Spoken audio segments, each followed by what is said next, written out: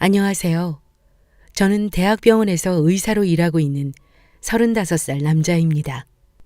제 직업이 의사라 남들은 제가 좋은 집안에 좋은 교육을 받고 자랐을 거라는 편견이 있는 것 같아요. 하지만 남들의 예상과는 전혀 다른 불행하기만 했던 제 어린 시절 이야기를 해보려 합니다. 다시 그 시절을 떠올려 이야기를 하려니 손이 떨리네요. 저희 아버지 집은 너무 가난했습니다. 제가 어렸을 때까지만 해도 층간은 화장실이 밖에 하나 있었을 정도로 가난했어요. 저희 아버지는 6남매에 위에 누나만 5 있는 막내 아들이었습니다. 늘 고모들이 할머니를 만나면 하는 레파토리가 있었어요. 세진이 뒷바라지 하느라 우리가 지금까지 그렇게 고생했는데 엄마는 아직 그렇게 아들만 알아? 잘하는 건 딸들이 잘하는데 엄마는 그렇게 아들이 좋아? 왜 그러면 아들이랑 가서 살지 그러우? 아들이 귀한 집이라 저희 고모들은 늘 찬밥 신세였다며 아직도 넋두리 하듯 할머니한테 이야기하곤 합니다. 형편도 어려운 데다가 6남매씩이나 되는 가난한 집에 너무나 힘들게 공부해 저희 아버지는 의사가 되셨습니다. 아버지 의사 만드느라 고모들은 공부도 못하고 일해 아버지 뒷바라지를 했다고 들었어요. 그렇게 고모들 덕분에 의사가 된 저희 아버지는 할머니 할아버지에게 너무나도 자랑스러운 아들이었습니다. 할머니에게 아들 공부시키느라 고생한 고모들은 안중에도 없었습니다. 그 잘난 아들 덕에 할머니 할아버지한테는 엄마까지도 늘 눈에 차지 않는 내 아들 발목 잡는 며느리였지요. 의사가 되기까지 엄마가 아버지 뒷바라지며 시부모님 케어까지 다 한 걸 뻔히 알면서 말이에요. 할머니의 시집살이 때문이었을까요? 제 엄마는 제가 돌이 지났을 무렵 저를 버리고 집을 나갔습니다. 제 마음속에 엄마는 그 피덩이 같은 아이를 버려두고 자기 혼자 잘 살겠다고 집을 나간 자격 없는 엄마였습니다. 니네 엄마는 돌쟁이를 놓고 바람나서 집 나간 년이여. 피도 눈물도 없는 년 같으니라고. 너는 니네 엄마 만날 생각 꿈에도 하지 말어. 자식 볼 낯짝도 없지. 결국에 우리 세진이 발목을 이렇게 잡는다니께. 너무 듣기 싫은 말이지만 저희 할머니께서 늘 잊을만 하면 한 번씩 꼭 제게 하시던 말이었어요. 그 말을 들을 때마다 저는 너무 괴로웠습니다. 어떻게 엄마라는 사람이 자식을 버리고 집을 나갈 수 있었을까? 그렇게 할머니 말에 세뇌당하며 저에게 얼굴도 모르는 엄마라는 사람의 기억은 증오가 되어버렸습니다. 그렇게 엄마가 저를 버리고 떠난 후에 얼마 지나지 않아 아버지는 재혼하셨고 저는 새어머니 밑에서 자랐습니다. 아버지가 재혼한 후 저는 누가 봐도 호화스럽다 할 정도의 좋은 집으로 이사를 갔어요. 새어머니는 아버지가 다니던 병원장 딸이었거든요. 아버지와 새어머니는 결혼하고 얼마 지나지 않아 딸을 하나 낳았는데 저는 늘 그 딸과 비교당하며 힘든 어린 시절을 보냈습니다. 정말 기억하고 싶지도 않은 어린 시절이었어요. 아버지가 출근하시면 새어머니는 저를 보는 눈빛부터 달라졌습니다. 동생이 넘어져서 울 때면 네가 얘 때렸니? 얘가 왜 울어? 네가 때린 거 아니야? 아린이 옆에 있지 말라고 했잖아. 하며 바로 아버지께 전화를 걸었어요. 도아 얘가 좀 이상해. 자꾸 아린이가 가지고 있는 걸 뺏고 때리고. 나 정말 이러다가 미칠 것 같다니까. 언제까지 내가 당신 애를 키워야 하는데? 하며 제가 듣길 바라는 듯 더 큰 소리로 이야기하곤 했어요. 당장이라도 전화를 바꿔 아빠, 내가 그런 게 아니야. 아린이가 혼자 넘어진 거라고 하고 싶었지만 그럴 수 없었어요. 이미 저에게는 새엄마라는 사람은 두려움의 존재였으니까요. 밥 먹을 때 흘리고 먹는다며 밥을 치워버리고는 아빠가 돌아올 때까지 더는 밥을 주지 않을 때도 있었습니다. 너무 배가 고파 뭘 잘못했는지도 모르고 잘못했다고 빌었어요. 잘못했어요. 잘못했어요. 그 어린 나이에 손이 발이 되도록 빌었습니다. 그렇게 잘못했다고 하면 우는 소리가 듣기 싫다며 제 입을 막거나 옆에 있는 물건들을 저한테 집어던지기도 하고 꼭 보이지 않는 곳을 꼬집어 상처를 냈어요. 그러고는 꼭 저를 혼자 두고 동생만 데리고 나갔습니다. 병원 일로 바쁘신 아버지는 늘 퇴근이 늦었고 저는 집에 혼자 있는 시간이 많았습니다. 처음에는 혼자 있는 그 시간이 너무 무서웠어요.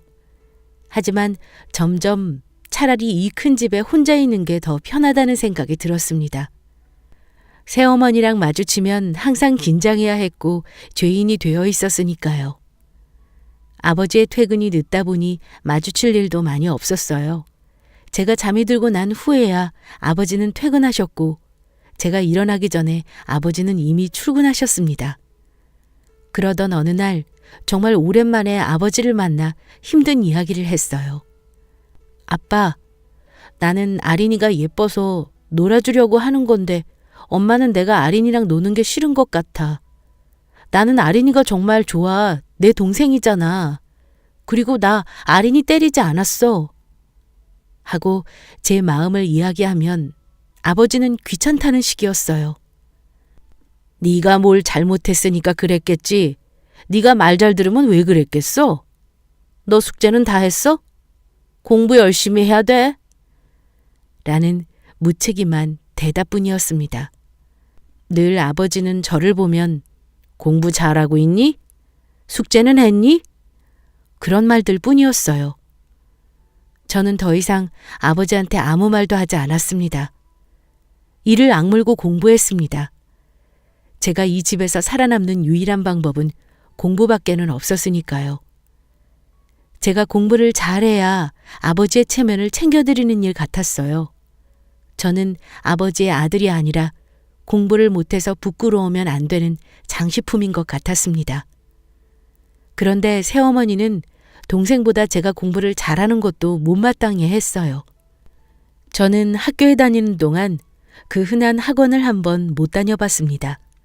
그런데 항상 동생은 최고 능력 있는 선생님들로 과목마다 과외를 했는데 늘 저보다 뒤처지니 제가 안 이꼬아 보였겠지요.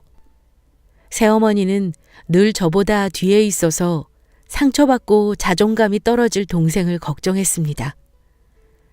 꼭 본데 없는 게 지네 아빠 닮아서 머리만 좋아가지고 나가서 좀 놀기도 하고 그래야지 애가 사회성이 없어. 제가 공부를 동생보다 잘한다고 동생이 상처받는 걸 걱정하면서 저에게 하는 그 모진 말들로 제가 받을 상처 따윈 안중에도 없었습니다. 그래도 저는 동생을 미워하고 싶지 않았어요. 어린 시절 귀여운 동생과 놀았던 기억들이 그나마 행복했던 기억이었거든요. 하지만 동생도 커가면서 새어머니와 똑같이 저를 무시했습니다. 저는 성적이 잘 나오는 것도 눈치가 보였어요. 그래서 동생한테 미안해. 오빠가 숙제하는 거 도와줄까? 뭐 어려운 거 있어? 오빠가 알려줄게. 하고 생각해서 물으면 누가 오빠야? 공부 좀 잘한다고 네가 뭐라도 되는 줄 아냐? 공부 잘해서 아빠한테 인정받고 싶어? 네가 아무리 그래봐야 너한테 돌아가는 거 아무것도 없어. 그 엄마의 그 딸이었어요. 그런 엄마한테 뭘 보고 배웠겠습니까? 그럴수록 저는 더욱더 이를 악물고 공부했습니다. 1등을 놓친 적이 없었어요. 죽어라 공부해서 1등을 하고도 자랑할 사람이 없었습니다. 아버지는 제가 1등을 해도 칭찬해 주지 않으셨어요. 그냥 당연히 해야 하는 1등이었습니다. 저는 그렇게 그 누구도 자랑스러워하지 않는 명문대 의과대에 들어갔고 힘든 인턴 생활을 마치고 의사가 되었습니다. 의사가 되니 정말 눈코 뜰 새 없이 바빴어요. 환자 진료에 수술에 심지어 의료 관련 방송에도 출연해야 했습니다. 제가 방송에 나오고 저를 찾는 환자가 더 많아져 정말 바쁜 하루하루를 보냈어요. 제가 누군가의 아픈 부분을 치료해 줄 수 있어서 큰 보람을 느꼈습니다. 지난 제 아픈 과거들을 일을 하면서 잊곤 했어요. 그러던 어느 날 여느 때와 같이 한 환자를 마주했는데 느낌이 이상했어요. 들어오시면서부터 손을 떨고 눈물을 글썽이는 환자였습니다. 어디가 많이 아프신가 보다 생각하고 어디가 불편하셔서 오셨어요? 하고 물어도 대답을 못하고 한참을 저를 바라보며 우시더라고요. 통증이 심하셨나 봐요? 시간이 많이 흘러서 안 되겠다 싶었습니다. 환자분 많이 아프세요? 뒤에 환자가 기다리고 계세요. 혹시 지금 말씀하시기 어려우시면 다음 환자분 먼저 받으려도 될까요? 했더니 알겠다고 하시더라고요. 그렇게 마지막 환자 진료까지 본 후에 그 여자 환자분이 들어왔습니다. 눈이 여전히 충혈되어 있었고 어딘가 모르게 많이 긴장한 듯 경직되어 있었어요. 환자분, 어디가 제일 불편하셨어요? 제가 다시 묻는데 그 여자분이 한참 뒤에 도아야 하고 제 이름을 불렀습니다. 순간 온 몸에 소름이 돋았습니다. 직감적으로 느낄 수 있었어요. 혹시 이 사람이 내 엄마인가? 내가 그토록 원망했던 날 버렸던 그 엄마구나. 가끔 혹시나 엄마를 마주치게 되는 상상을 하곤 했었어요. 엄마를 만나면 그동안 내가 행복했던 걸 다 퍼부어야지. 나를 왜 버리고 가서 이렇게 내 삶을 고단하게 했는지 따져야지. 수많은 부정적인 생각을 했었습니다. 그런데 내가 그런 말을 퍼부을 수도 없게 엄마는 많이 늙어 있었고 의사인 저는 엄마의 건강에 어딘가 많이 좋지 않다는 걸 알 수 있었어요. 순간 속으로 내가 잘 돼서 돈을 받으러 왔나 그런 생각도 들더라고요. 엄마는 그렇게 아무 말도 없이 눈물만 흘렸습니다. 엄마와 커피숍에 갔습니다. 무슨 말을 하는지 들어라도 보고 싶었어요. 그런데 차를 마시며 엄마에게 들은 말들은 너무나 충격적이었습니다. 도아야, 내 아들, 잘 지냈니? 엄마가 너무 보고 싶었어. 엄마가 너무너무 미안해. 하며 눈물 짓는 엄마의 말에 참았던 감정이 복받쳤습니다. 보고 싶었다고요? 그 핏덩이 같은 나를 버리고 바람나서 집 나갈 땐 언제고 인제야 나타나서 보고 싶었다니요? 잘 지냈냐고? 엄마 때문에 내 인생에 얼마나 역 같았는 줄 알기나 해요? 너무 모진 말들을 내뱉었습니다. 엄마 만난 날을 생각하며 상상 속에서나 퍼부었던 그 말들을 실제로 쏟아냈어요. 이런 날이 올 줄 몰랐습니다. 한참을 저를 보며 미안하다. 엄마가 지켜주지 못해 미안하다. 연신 미안하다는 말만 하던 엄마에게 저는 물었어요. 엄마가 진짜 바람나서 저를 버리고 집을 나갔어요? 하고 묻자 엄마는 당황한 듯 했어요. 그리고는 집을 나가게 된 이유에 대해 이야기해 주었어요.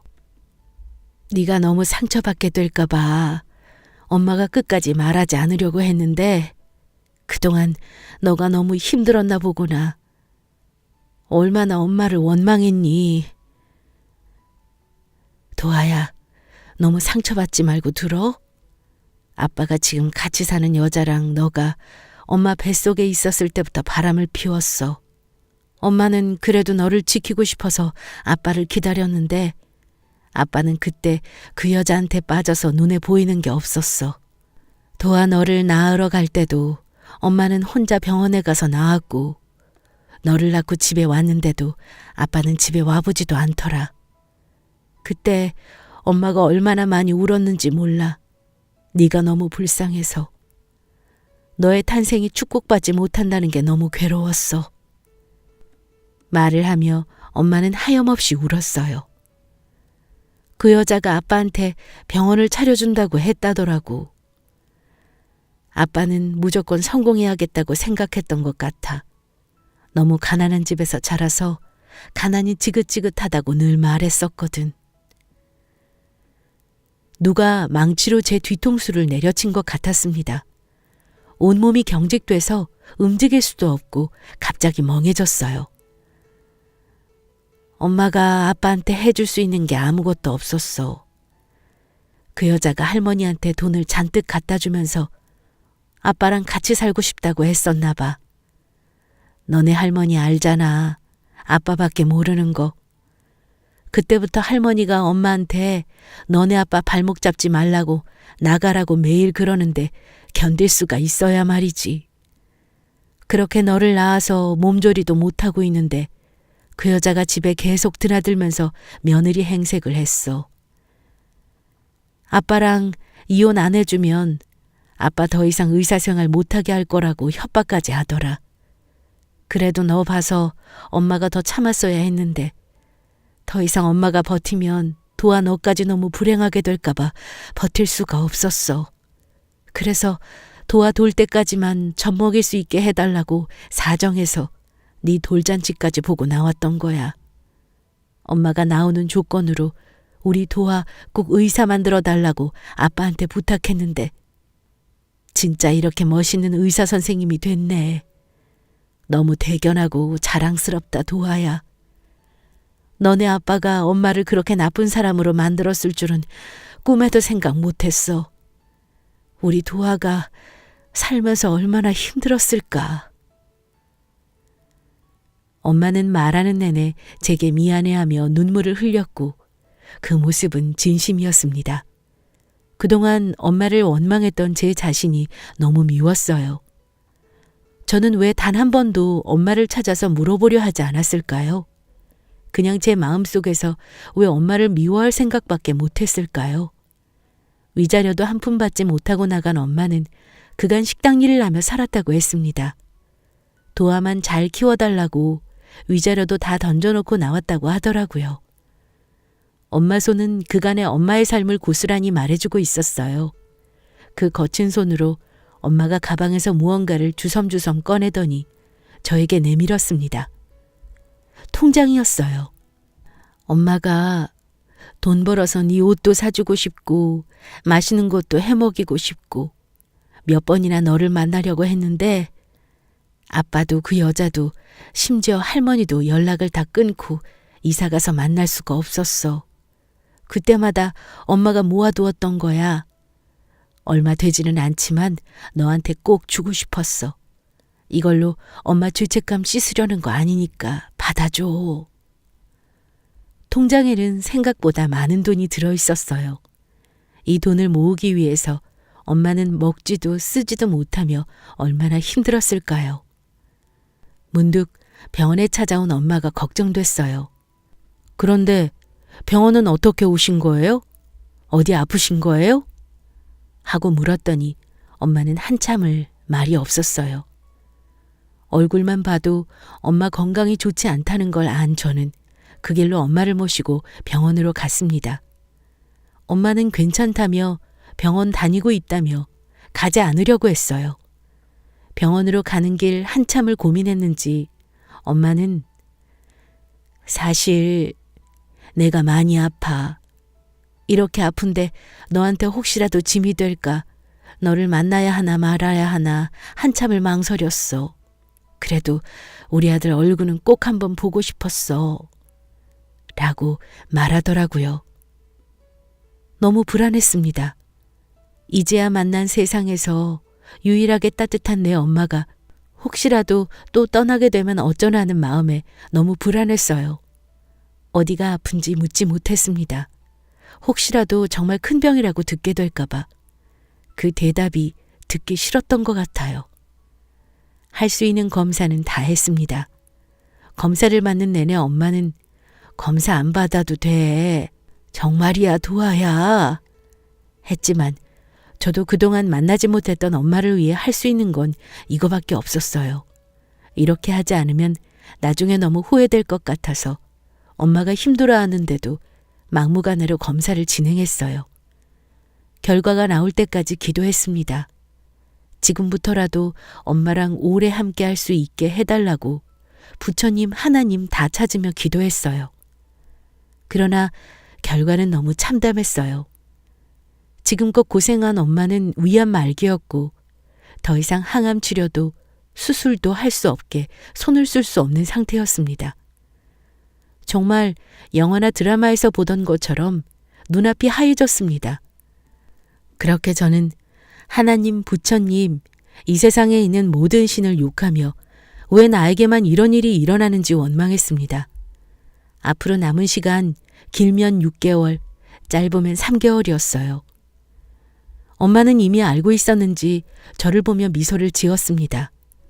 지금도 그 미소를 잊을 수가 없어요. 우리 엄마 얼마나 혼자 무섭고 힘들었을까요? 검사 결과를 보고 충격받을 저를 얼마나 걱정했을까요? 도아야, 괜찮아. 엄마는 괜찮아. 너무 마음 아파하지 마. 엄마 정말 괜찮아. 연신 괜찮다는 말만 하며 저를 걱정하던 엄마였어요. 그날부터 저는 매일 엄마와 함께 했어요. 몸이 힘들 텐데도 엄마는 늘 제 저녁을 차려주려고 노력했어요. 갓 지은 밥, 보글보글 된장찌개, 계란말이. 특별할 거 없지만 세상에서 제일 맛있는 밥상이었습니다. 엄마는 제가 먹는 모습을 너무나 흐뭇하게 바라보았어요. 밥을 먹으며 항상 생각했어요. 조금만 더 이 밥을 먹을 수 있게 해주세요. 그렇게 행복한 3개월이 지났고 엄마는 더 이상 제 밥을 차려줄 수 없을 정도로 힘들어졌어요. 옆에서 엄마의 고통을 지켜보는 저는 가슴이 찢어졌습니다. 엄마는 더 이상 오지 말라며 아픈 모습을 저에게 안 보여주려고 했어요. 그렇게 아프고 힘들면서 제가 받을 상처만 걱정하던 엄마였어요. 엄마는 그렇게 아픈데 저는 이기적이게도 그래, 나도 내가 받을 상처를 걱정해주는 엄마가 있었구나 하며 그동안 힘들었던 제 지난 시절을 다 위로받은 것 같았습니다. 그렇게 행복했던 4개월을 뒤로하고 무덥던 7월, 엄마는 또 저를 혼자 남겨두고 돌아올 수 없는 여행을 떠났습니다. 제 35년 인생 중 가장 행복했던 순간이었고 또 가장 슬펐던 여름이었습니다. 엄마를 떠나보낸 뒤 아버지와 새엄마에 대한 배신감으로 잠을 이룰 수가 없었습니다. 도저히 참을 수가 없어 아버지를 찾아가 지금껏 왜 나를 속였냐고 따져 묻고 싶었어요. 그렇게 밤새 아버지에게 할 말을 머릿속으로 연습하고 또 연습하며 아버지를 찾아갔습니다. 아버지를 찾아간 저는 또 한 번 충격적인 아버지의 모습을 보았습니다. 자동차에서 여자와 다정하게 스킨십을 나눈 아버지의 모습. 그런데 그건 새엄마가 아니었습니다. 무조건 사진을 찍어야겠다는 생각밖에 안 들었어요. 떨리는 손을 잡고 사진을 찍은 뒤 아버지 뒤를 따라갔습니다. 따라가는 내내 설마 아니겠지, 아니었으면 좋겠다고 생각했어요. 한적한 외곽 카페에서 누가 봐도 연인으로 보이는 행동들을 우리 아버지가 다른 여자와 하고 있었어요. 저는 또 한 번 놓치지 않고 사진을 찍었습니다. 아버지와 새엄마에게 복수해야겠다는 생각밖에 안 들더라고요. 새엄마라고 하고 싶지도 않네요. 우리 엄마 눈에서 피눈물 나게 한 그 여자. 내 어린 시절을 그렇게 짓밟고 무시했던 아버지와 그 여자. 당장이라도 그 사진을 그 여자에게 보내 우리 엄마를 대신한 그 가정을 파탄내고 싶었지만 조금 더 이성적으로 생각하기로 했습니다. 이 사진 몇 장으로 아버지가 파탄나지 않을 거라고 생각했으니까요. 그래도 아버지니까 마지막으로라도 꼭 한번 대화해보고 싶었습니다.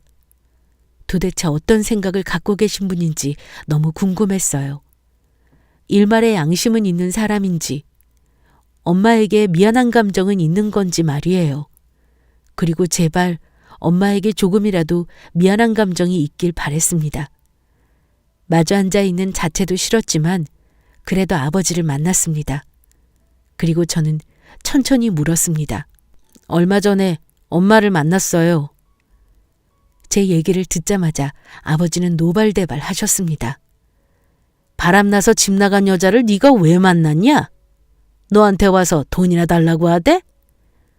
도대체 아버지의 바닥을 얼마나 더 봐야 할까요? 당장이라도 아버지 멱살을 잡고 싶었지만 참고 얘기했어요. 엄마 위암으로 얼마 전에 돌아가셨어요. 라고 말했더니 아버지는 한참을 말없이 허공만 쳐다봤습니다. 그래도 엄마한테 조금이라도 미안한 감정이 남아있던 걸까요? 제발 그러길 바랬습니다.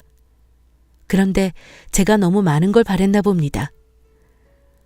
그렇게 자식 버리고 나가서 죄 받았나 보지. 잊어라. 저도 더 이상의 이성을 잡고 있을 이유가 없었습니다.